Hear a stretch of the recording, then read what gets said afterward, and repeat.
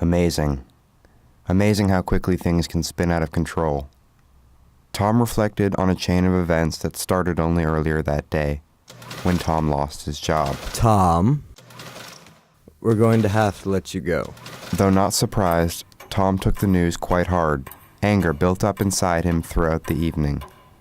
Tom decided to go to the only place where he felt he truly belonged, the Up Electric nightclub in West Bonita Heights. It felt good to be in a familiar place, but Tom found he couldn't lose himself like he used to. Tom had a couple of drinks, then a couple more, then a couple more.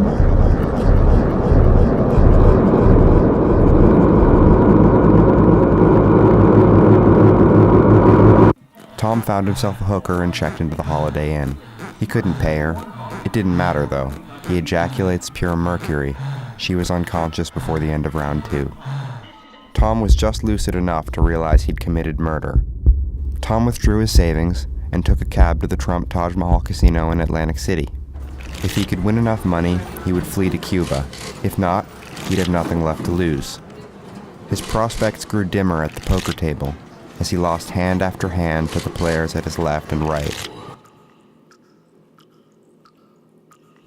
He thought of the Archimedes heat ray, an enormous parabolic mirror that could focus enough sunlight to set a ship on fire from 100 yards. There were many such mirrors, useful mirrors, powerful mirrors that could change the world. But Tom knew he wasn't one of them, and he'd never accomplish anything with his useless, scattered refractions. Tom knew he only had one option left.